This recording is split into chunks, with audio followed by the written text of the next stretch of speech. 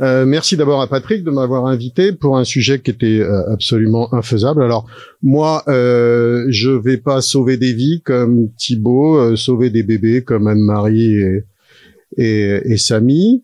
Je vais pas non plus sauver la population comme Patrick du cancer, et encore moins faire de la magie chirurgicale. Moi, je vais vous faire le bon gros sujet, bien bateau, qui, comme tous les sujets fréquents en médecine, a très peu été étudié. Ce qui fait qu'en plus, j'ai rien. Donc, ça va très bien se passer. Donc, ça va aller rapidement, puisqu'en fait, je me suis posé une question. Ben voilà, j'ai trouvé un tableau. C'est pas compliqué. Les diarrhées, il y a 41 causes. Donc, je me dis, je vais m'arrêter là, puis on va faire des questions. On va poser des questions. Qu'est-ce que vous en pensez? En fait, j'ai essayé de me mettre dans la situation, ce qui est 10 fois par semaine. Et en fait, c'est ça. C'est-à-dire qu'on va chercher une aiguille dans une botte de foin fonctionnelle. Et puis surtout, c'est un sacré labyrinthe, quoi. C'est-à-dire que où est-ce qu'on va? Est-ce qu'on va à droite? Est-ce qu'on va à gauche? Qu'est-ce qu'on fait? Alors, je vais essayer de vous structurer un peu. Moi, j'ai fait ce que je vois chez les patients qui nous arrivent pour avis. En gros, il faut d'abord savoir ce que c'est. Donc, une diarrhée chronique. Pour nous, les praticiens, c'est simple, c'est plus de 3 selles par jour pendant 4 semaines. À l'époque où on avait le droit de torturer les malades, on pesait les selles. Ça, c'était dans nos grands services de gastro-entérologie. Et la définition officielle, c'est plus de 200 grammes par jour de sel pendant 4 semaines. Alors, faut savoir que c'est un problème ultra fréquent, puisque dans des études américaines, mais on va voir que les américaines, c'est probablement pas la même chose qu'en France, c'est quand même un problème qui touche 5 à 18% de la population. Donc, pour un généraliste, ça doit être juste l'enfer, parce que c'est tout le temps. Alors, elle est passée toute seule, mais en gros, on fait ça tous. Première idée, j'ai la diarrhée, j'ai une infection. La deuxième idée, j'ai la diarrhée, j'ai un cancer. Et puis la troisième idée, c'est de toute façon, c'est la diarrhée tout le temps, ça va bien, ça me fatigue, il y en a plein. Et en gros, ce qu'on fait, c'est ça. C'est-à-dire qu'on va très bien penser aux causes rares. Tous les malades qui arrivent au cabinet pour des diarrhées chroniques, ils ont une coproculture. Tous. Par contre, ils n'ont pas les autres examens. Tous les malades, on dit quand même, est-ce que vous êtes sûr que c'est pas un cancer? Et puis très vite, ils vont quand même avoir à peu près tous la coloscopie parce qu'on est inquiet. Et puis derrière, quand on a fait ça, on se dit bon, ouais, c'est infonctionnel, ça va bien. Là, on s'arrête là, on fait plus rien. Et puis on oublie ces 3 causes-là, qui sont pourtant des causes fondamentales parce que on va pouvoir les détecter relativement facilement, mais surtout il y a des solutions. C'est-à-dire que ça implique un traitement, ça implique une amélioration. Et donc, faut rester concentré quand même, une fois qu'on a dépassé le stade d'alarme de départ, pour avoir ces causes qui sont fondamentales. Alors, l'infection, niet, hein. C'est-à-dire la coproculture standard, c'est pour la colite aiguë. Il y a 4 germes. Une petite, je vous ai fait, c'est hors sujet, mais je vous le dis quand même, en ce moment, il y a une explosion de campylobactères parce que tous les poulets sont infectés. Donc, si vous cuisez pas votre poulet, vous aurez du campylobactère. Et le campylobactère, c'est cogné, hein. C'est vraiment nous, ça fait comme un Crohn, hein. C'est vraiment, ça nous pose des tas de problèmes. Et l'alerte que je vous donne quand même, c'est que il y a une grosse montée de la résistance au quinolone, puisque on avait tous appris qu'une diarrhée avec de la fièvre, plus de 3 jours, on mettait tout le monde au Ciflox. Il y a 2 alertes. C'est premièrement, le campylobactère devient résistant, donc c'est pas la peine. Et la deuxième, vous l'avez tous reçu de la SNM, là, la prescription de quinolone va être très surveillée, très angoissante. Et donc, je vous dis, ne faites plus ça, faites du Zitromax, ça sera beaucoup mieux. Alors, c'est jamais chronique, sauf si vous avez un immunodéprimé. Donc en fait, ces coprocultures avec lesquelles ils arrivent, ça sert à rien. Il y a un bémol, c'est quand même, il y a quelque chose qui sert, mais si vous le marquez pas sur l'ordonnance, ça sera jamais fait. C'est la recherche de Clostridium et de sa toxine. Si vous mettez coproculture, ils cherchent pas le Clostridium, et en tous les cas, ils chercheront jamais la toxine, parce que sinon c'est pas remboursé, c'est aussi simple que ça. Pourquoi? Parce que c'est quand même le Clostridium qui peut donner des diarrhées qui traînent un peu, qui sont un peu longues.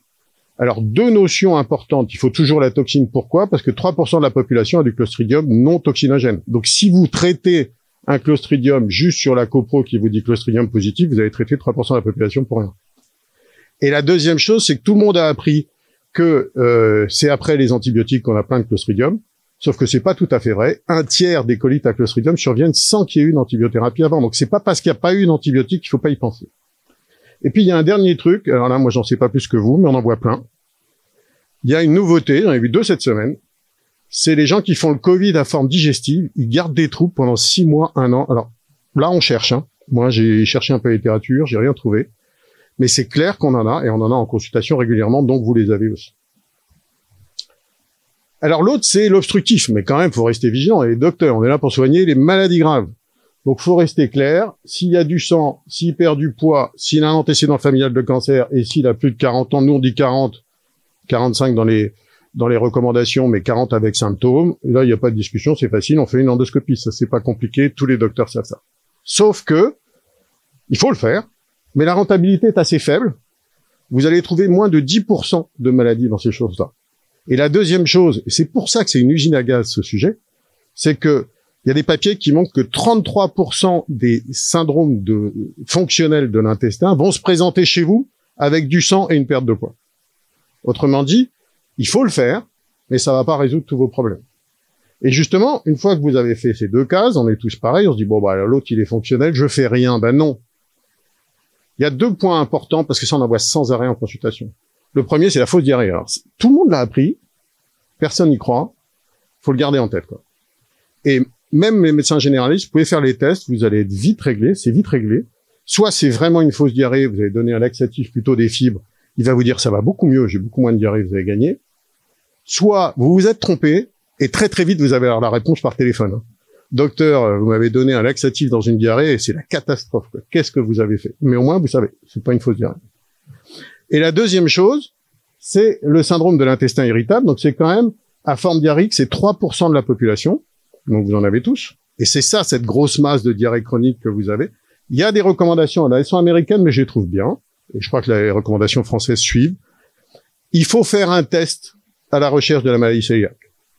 Dans cette population, vous allez trouver 6% de gens qui vont se présenter juste avec une diarrhée chronique, sans tous les signes classiques de la maladie cœliaque. Vous allez trouver 6% de positifs. Donc il est recommandé que vous fassiez à toutes vos fonctionnels avec de la diarrhée un test donc qui est en France, l'anticorps anti-transglutaminase et un dosage pondéral des IgA.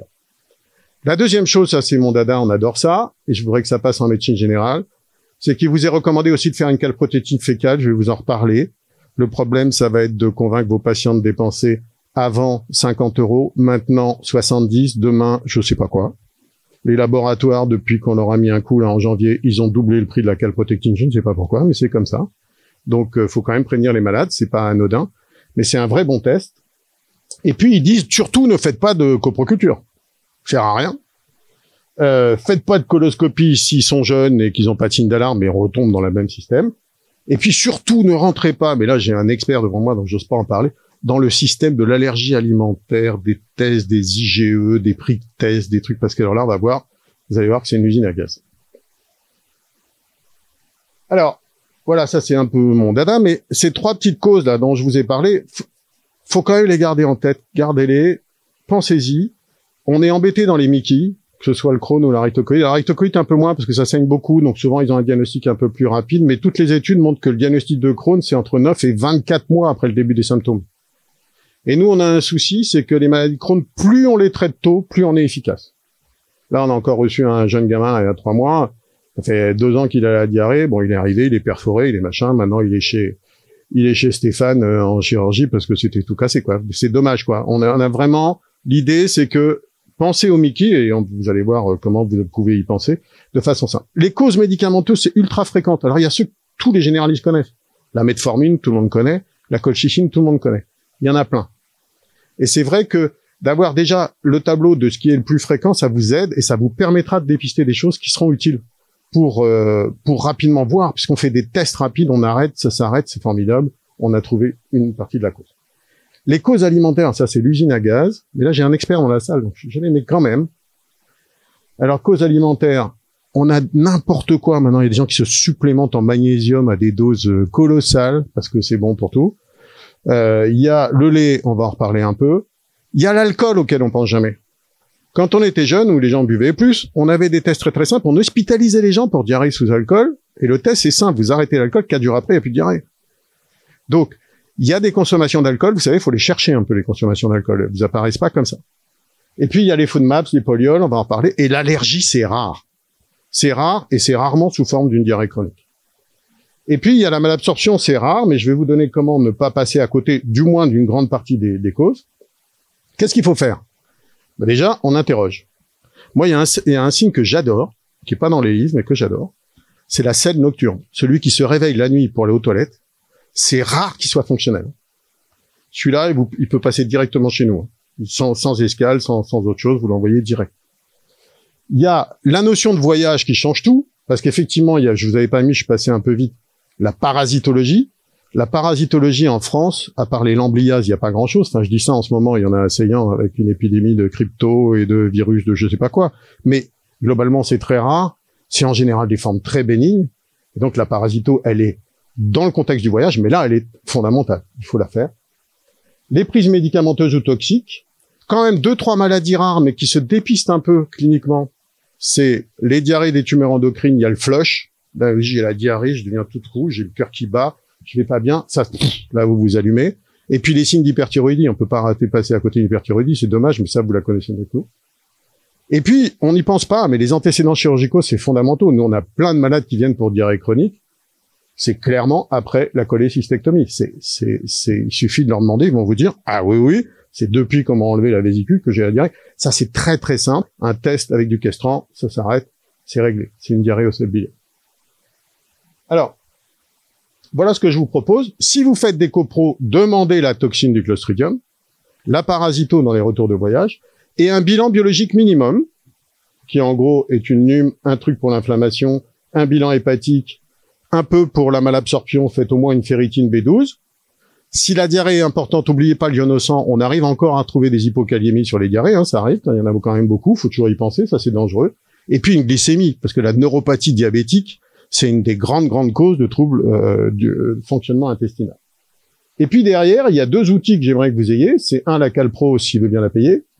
Et 2, les anticorps antitransglutaminase des H pondérales. Ça, vous le faites. Et si vous voulez même faire un peu mieux, il y a un test qui est pratique, qui est l'élastase fécale. Ça permet de savoir si vous avez une grosse orientation vers le pancréas. Parce que la diarrhée est liée au pancréas. Alors c'est surtout quand vous êtes dans un contexte de malabsorption, mais c'est vraiment un test assez simple et qui est un test efficace. Et puis après, il y a des trucs qu'on fait nous, la coprologie, la recherche de la stéatorée, ça marche jamais, il faut les selles de 24 heures, les seuils sont pas clairs, il faut manger du beurre en même temps, enfin c'est une usine à gaz, je suis pas très sûr qu'il faille se servir de ça, et la chromogrammine dans les tumeurs endocrines, mais c'est vraiment des choses un peu. Et puis, on reste simple quand même, l'endoscopie haute et basse, on fait les deux, puisqu'il y a des problèmes de duodénaux qui donnent la diarrhée, surtout chez plus de 40 ans, mais là encore, ça ne donne que 15% des diagnostics, ils vont passer chez nous, mais ils vont revenir chez vous, en disant, il y a rien à la gastro-colo, et vous aurez toujours à faire le diagnostic de tout ce qu'on a dit auparavant. Alors voilà, vous voyez, dans les médicaments, il y en a plein, c'est une liste non exhaustive, hein. Mais par exemple, il y a les bêta-bloquants, il y a les sartans. Colite au sartan, c'est une nouveauté, il y a évidemment les antidépresseurs, il y a les antiarythmiques, il y a les IPP, les AINS, alors ça c'est vraiment au top, hein. Très fréquent. Et puis il y a les gens qui avalent n'importe quoi. Enfin, je vous ai pas mis les détails, mais des vitamines à forte dose avec des herbes de machin, de l'aloe bidule, du truc. Il y en a qui sont laxatives, hein, c'est connu. Dans les toxiques, 2 toxiques principaux, l'alcool, je vous en ai parlé, mais maintenant le cannabis, le syndrome cannabinoïde, on en a sans arrêt. Donc ça peut être beaucoup de vomissements, mais ça peut être aussi des troubles digestifs bas. Et puis donc la cholécystectomie pour les acides biliaires, ça vraiment pensez-y parce que c'est ultra fréquent. Et puis, il y a des gens qui viennent pour la diarrhée, mais ils prennent des laxatifs. Hein. On a tout vu. Donc, c'est pas mal de poser la question. Au hasard. Alors, voilà. Ça, c'est pour vous dire, parmi les causes médicamenteuses, on a notre nouvelle mini-Mickey. Là, on vous envoie des comptes rendus de temps en temps avec ce diagnostic qui doit vous paraître bizarre, qui s'appelle la colite microscopique. Alors, pourquoi on l'appelle microscopique? Parce que normalement, on voit rien à l'œil. Il n'y a que le microscope qui la voit. C'est quand même fréquent, hein. 11,4 pour 100 000, c'est pas nul. C'est plutôt des sujets âgés. Alors c'est ça qui est intéressant, c'est que c'est l'interrogatoire qui veut faire suspecter ça. Ça commence 4 à 8 semaines après le médicament. La découverte a été faite par un Parisien à partir du Daflon. Après le Daflon, elle a diarrhée, il a arrêté le Daflon, elle avait plus de diarrhée, elle a repris le Daflon, il a fait une colo, il a trouvé l'inflammation, il lui a arrêté le Daflon, elle était volontaire quand même. Il lui a fait reprendre le Daflon, il a refait une colo, il a retrouvé encore l'inflammation. Voilà. C'était comme ça que ça a été découvert. Ce qui est très important pour vous, c'est que nous, on va faire la colo, on va vous dire la colo est normale, mais on va faire des biopsies, et c'est au moment des biopsies qu'on va vous envoyer, voilà, vous avez une colite microscopique, et l'arrêt du médicament est normalement efficace en quelques jours. Donc ça fait partie du test diagnostic. Bon, là, le docteur Baugerie faisait en plus de la réintroduction pour affirmer que c'était bien ce médicament, mais ça, c'est pas obligatoire. Mais ce qui est intéressant, c'est l'association. C'est-à-dire quand on tombe dans une colique microscopique, en gros, c'est une maladie dysimmunitaire. On est dans un contexte immunitaire. Il va y avoir des thyroïdites, il va y avoir du diabète, du psoriasis, bref, et de la maladie cœliaque. Bref, ça change un peu le profil de votre patient. Alors, vous voyez les médicaments les plus fréquents, hein, Daflon, les antisécrétoires, les antiparkinsoniens, les statines, et puis un certain nombre d'autres médicaments que vous aurez sur le site, puisque ce sera sur le site, je crois. Alors les aliments, le gluten, super, on va en reparler. Très peu de cœliaques, énormément d'intolérants, plus ou moins publicitaires. Le lait. Alors le lait, c'est simple. Les gens disent le lait tue. Enfin, le même docteur là qui est professeur à Paris a failli se faire assassiner dans une émission de télé parce qu'il avait dit le lait ça tue pas. Non, faut pas dire ça à des gens qui disent que le lait ça tue. En fait, c'est très simple. La nature elle est bien faite. On est avec un maximum de lactase au moment de la naissance. Simple. Et après ça diminue. Pourquoi? Parce qu'on n'était pas censé manger du lait toute sa vie, boire du lait toute sa vie. Et ça dépend. C'est maintenant génétiquement bien connu. Dans le Nord, ils sont très forts en lactase, donc ils ont très peu d'intolérance au lactose. En Asie du Sud-Est, j'ai trouvé des chiffres, c'est 95% de la population qui est intolérant au lait. Donc, c'est juste que le lait, c'est quoi? C'est du lactose. Le lactose, c'est un sucre, ça arrive dans le côlon. Avant, ça s'appelait lactulose, un peu. Maintenant, ça s'appelle lactose. Ça donne la diarrhée. Il n'y a rien de magique là-dedans. Et des gaz, parce que les bactéries détruisent les sucres en faisant des gaz. Donc, il n'y a rien de magique. Il faut juste diminuer le lait, voire l'arrêter si on est vraiment intolérant. Il y a quand même eu des tas de papiers qui montraient que le régime sans lactose, parce que c'est strict après, hein, c'est des terroristes après, était complètement déséquilibré, avec des papiers sur des retards de croissance chez l'enfant, sur des défauts de lipides cérébraux. Enfin, je vous ai mis tout ça, c'est pas rien, hein, quand on arrête complètement le lait en faisant n'importe quoi, c'est dangereux. Le magnésium, je vous l'ai dit, les fructoses, les food maps, c'est à la mode. Que ça veut dire fructose, food maps, c'est-à-dire sucre mal absorbé. Donc c'est le même truc, ils sont mal absorbés dans l'intestin grêle, ils arrivent dans le côlon. Dans le côlon, c'est laxatif et ça donne des gaz. Rien de grave, on diminue la dose, ça va bien. Et puis l'allergie, c'est très très rare, c'est plutôt les bananes, les avocats, les noisettes, les kiwis. Mais il y a un nouveau syndrome qui arrive, et ça on les voit. Et aux États-Unis, et j'ai un expert peut-être qu'il a plus d'infos que moi, c'est l'obésité. 30% des obèses ont la diarrhée, sans qu'on puisse clairement identifier de mécanismes qui soient différents des autres. On ne comprend pas très bien. Par contre, c'est une épidémie de diarrhée qu'il y a chez l'obèse. Ok, alors le gluten. En gros, l'allergie au blé, enfin, quand on prend toutes les maladies liées à l'allergie au gluten, c'est pas forcément une allergie, on aurait, en disant, 5% de la population. Mais il faut ajouter la maladie cœliaque, l'hypersensibilité au gluten, la dermatite hépertiforme, l'allergie au lait. C'est surtout l'intolérance au gluten, hein, qui fait le gros du truc.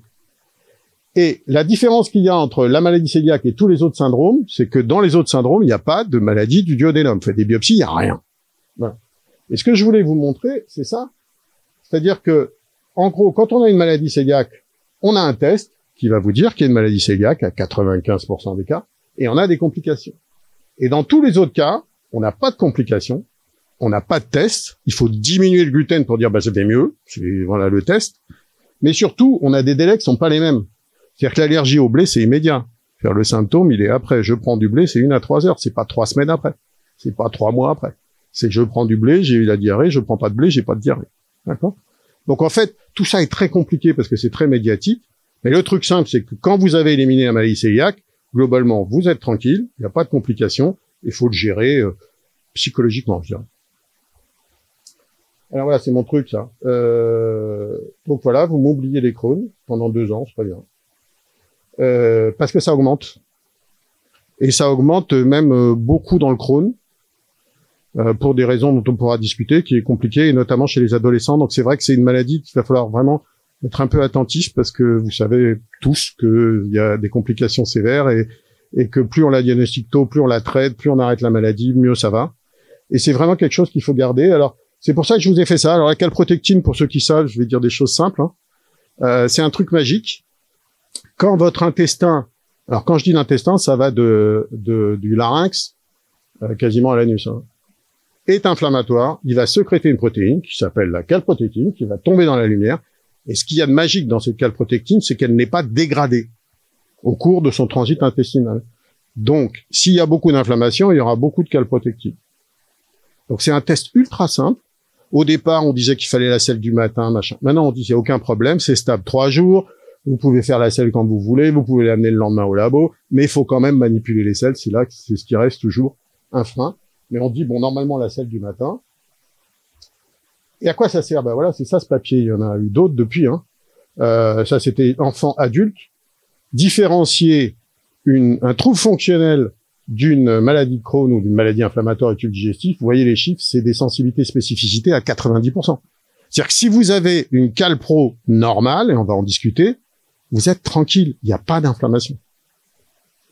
95%, il y a toujours mais globalement, vous êtes tranquille.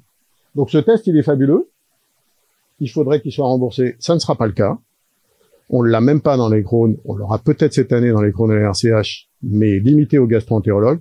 Mais je trouve que c'est un investissement qui est valable. Les patients, ils sont prêts à payer plein de trucs pour les probiotiques.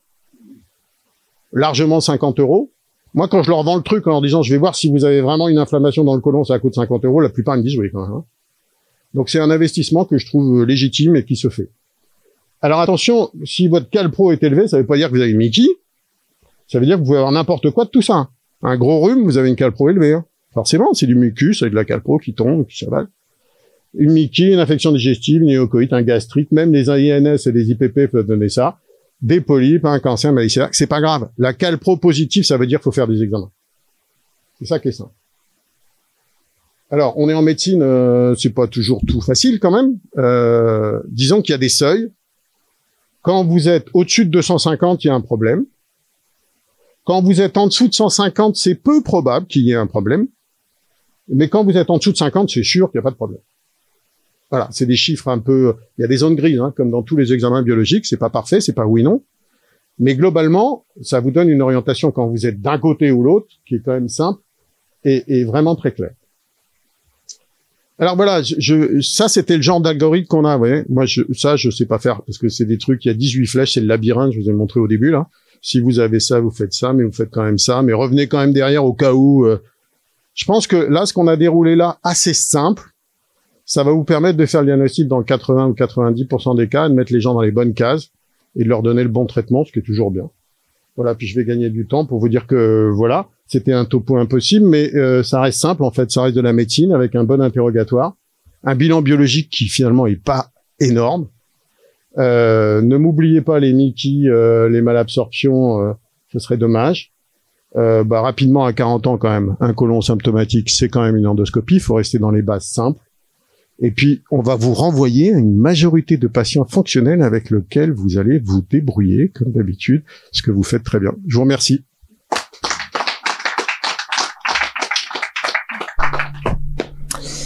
Merci beaucoup pour cette belle présentation. Est-ce qu'il y a des questions dans la salle? Est-ce que l'alternance diarrhée-constipation, ça change un peu le problème ou ça ne change pas grand-chose? Ah oui. Oui, parce que c'est plus souvent une fausse diarrhée quand même. Et ça change pas le problème de l'obstructif. Si c'est récent, c'est un signe d'alarme quand même, pour ce qui est de l'endoscopie. Mais par contre, pour ce qui est du diagnostic, oui, tu vas avoir, mais on en a hein, des résultats. Des fois, il suffit que tu prescrives un peu de laxatif. Les gens se racontent, j'ai plus rien, je peux très bien. Voilà.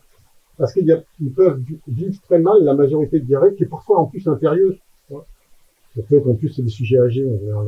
Tu peux avoir des diarrhées très impérieuses, très gênantes, tu te dis, mais j'ai forcément quelque chose, c'est l'endoscopie, pas tranquille, mais derrière, une prescription de fibres relativement modérée, et les gens se disent, c'est une révolution. Je vais une fois à la selle, je vais très bien, il n'y a plus aucun problème.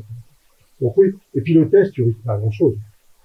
En dehors, si d'avoir le malade très mécontent, car il s'en arrive régulièrement, 48 heures après, en disant, mais peut faire un laxatif, c'est n'importe quoi, et en plus maintenant, j'avais 8 selles et j'en ai 14. Voilà.